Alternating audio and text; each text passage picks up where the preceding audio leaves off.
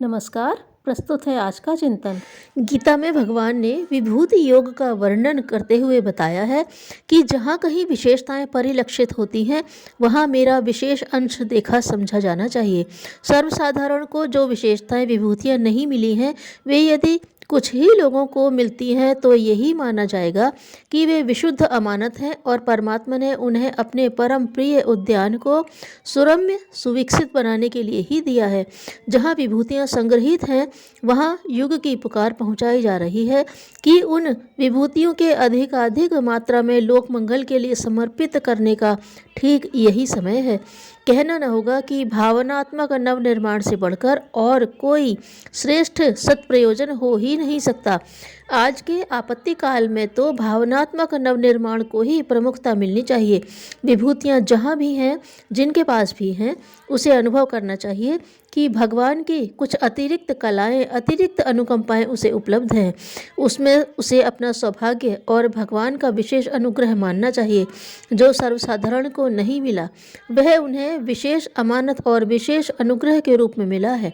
उन्हें इस योग्य समझा गया है कि जो हर किसी को नहीं दिया जा सकता है वह उन्हें विशेष रूप से दिया गया है। इस सौभाग्य को वस्तुओं के रूप में नहीं वरन भगवान की दृष्टि में उनकी पात्रता बढ़ी चढ़ी मानी गई, यह समझकर प्रसन्न होना चाहिए। वस्तुओं का महत्व नहीं, वह तो दूसरों को भी मिली हुई हैं। सांप के माथे में मणि, सीप के पेट में मोती और भूमि के गर्भ में सोना चांदी भरा पड़ा है। धन का स्वामित्व किसी के गौरव का चिन्ह नहीं। पुस्तकालयों में विद्या का भंडार भरा पड़ा है। प्रेस की मशीनें निरंतर ग्रंथ छापती रहती हैं। विद्या का पदार्थ के रूप में क्या महत्व, उदात्त तो वृक्ष और बादल भी हैं। कला की दृष्टि से मोर की सारी काया चित्रकला से भरी पूरी है। उसे नाचना कितना सुंदर आता है। भौरे का गुंजन और कोयल की कूक कवियों के मन में बसी हुई है। कलाकार होना अपने आप में बड़ी बात नहीं।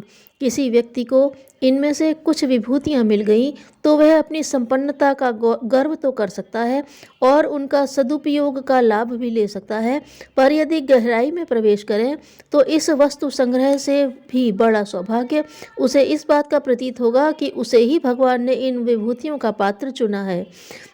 जबकि असंख्य व्यक्ति तो इन विभूतियों से वंचित हैं, इनके लिए तरसते हैं।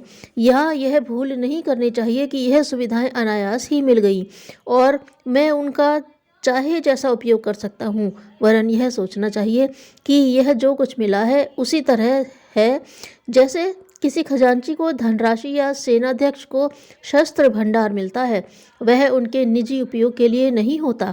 निजी खर्च के लिए तो उन्हें निर्धारित वेतन पर ही निर्वाह करना पड़ता है।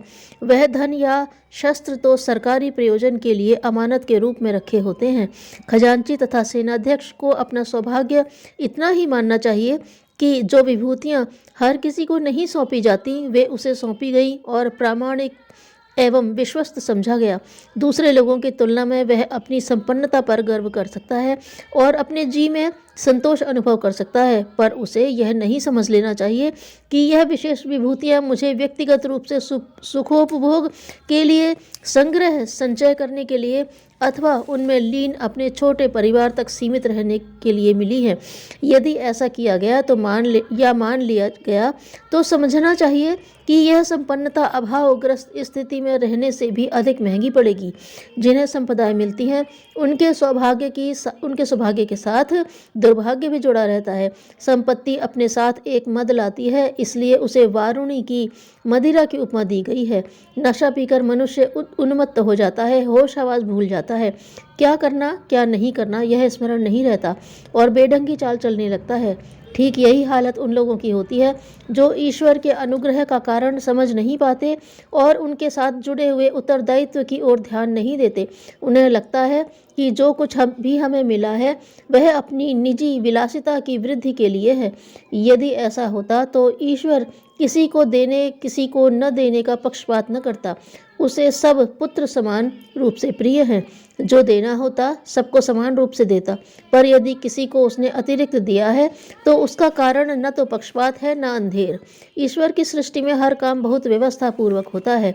निर्वाह की सुविधा ही हर प्राणी को मिलती है, जिसे उससे अधिक कुछ मिला हो उसे वह विशुद्ध रूप से अमानत माननी चाहिए और उस परम पवित्र थाती का उपयोग उसी निमित्त करना चाहिए जिसके लिए वह मिली है। हर विभूतिवान को यह समझना चाहिए कि उसका निजी उपयोग सामान्य निर्वाह क्रम से अधिक नहीं हो सकता। वह चाहे भी तो प्रकृति वैसा नहीं करने देगी। कोई न तो 20 किलो रोटी खा सकता है, न 50 मीटर का कुर्ता पहन सकता है, न 30 मीटर के बिस्तर का उपयोग कर सकता है। प्रकृति निर्धारित कोटे के अंतर्गत ही उपयोग करने देती है। अतिरिक्त खर्चा व संग्रह करना तो मनुष्य तृष्णा या व्यामोह में व्यस्त होकर ही करता है। मिली हुई विभूतियों का सदुपयोग करके मनुष्य अतिरिक्त रूप से यश और संतोष, दो सत्परिणाम भी प्राप्त कर सकता है। उसे अपने इस कर्तव्य को 1000 बार समझना चाहिए और जो मिला है उसे बढ़ाते रहने, संग्रह करते रहने और अपने तथा परिवार के लिए प्रयुक्त करते रहने में निमग्न नहीं रहना चाहिए। तीव्र बुद्धि अपने आप कौन पैदा कर लेगा? प्रतिभा जन्मजात आती है। स्वास्थ्य और सौंदर्य अपने हाथ में कहाँ है? मीठा और सुरीला गला अपने आप कौन बना सकता है? यदि ये विशेषताएं उपार्जित कर सकने की मूलभूत क्षमता जन्मजात रूप से मिली हुई न हो तो कोई कितनी सफलता प्राप्त कर सकता है? यह ठीक है कि पुरुषार्थ का जीवन में महत्वपूर्ण स्थान है, पर वह उतना ही है जितना हीरे पर खराद करने का। यदि ऐसा न होता तो मुनीम बुद्धिमान और परिश्रमी होते हुए भी क्यों साधारण कर्मचारी बना रहता और मालिक क्यों जल्दी ही विशाल संपत्ति का स्वामी बन जाता? निसंदेह मनुष्य के पास जो विशेष उपलब्धियां हैं उनका मूलभूत आधार ईश्वर प्रदत्त है। घर का बड़ा व्यक्ति अकेला बैठा माल मलाई खाता रहे और घर के सब बच्चे उसके मुंह की तरफ देखते रहे, उन्हें उसमें से एक टुकड़ा भी न मिले और भूखा सोना पड़े तो यह निष्ठुरता धिक्कारी ही जाएगी। ऐसा निष्ठुर आचरण कोई हृदयहीन ही कर सकेगा। जिनकी मुट्ठी में विभूतियां हैं किंतु वे उनका लाभ अकेले ही उठाते रहते हैं, दूसरों का पिछड़ापन, दुख, कष्ट उन्हें दिखता सूझता ही नहीं। उन्हें आंख रहते हुए भी भावना के क्षेत्र में अंधा ही कहा जाएगा। सरकारी कानून की दृष्टि से जिसने कमाया है या उसे कहीं से मिला है वह उस संपदा को चाहे जैसे खर्च कर सकता है, अपने मौज शौक में उड़ाता रह सकता है, पर उस रोकथाम के लिए कोई बंधन नहीं है। किंतु ईश्वरीय कानून उससे भिन्न है। वे कहते हैं कि ईश्वर ने बिना मूल्य शरीर, बुद्धि, इंद्रियां, स्त्री, बच्चे तथा अनेक सुख साधन दिए हैं। उसकी उदारता को स्मरण रखा जाए और कृतज्ञता का परिचय देने के लिए उस अनंत अनुदान का एक अंश समाज की सुख शांति के लिए उसे वापस लौटाया जाए। ईश्वरीय कानून यही है। उसे तोड़ा तो जा सकता है।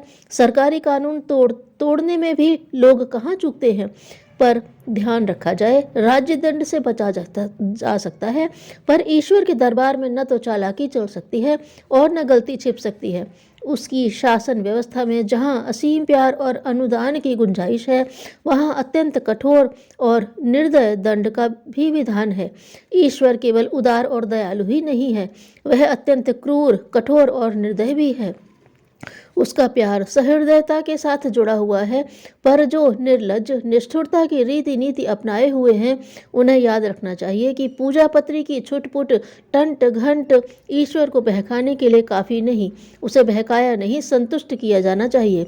स्तवन वंदन से बहकाने भर का उद्देश्य पूरा हो सकता है। उसे संतुष्ट तो हम अपने आचरण से ही कर सकते हैं और यह दिव्य आचरण दया, उदारता, सेवा एवं परमार्थ प्रयोजनों में अपनी प्रवृत्ति का परिचय देने से ही सिद्ध होता है।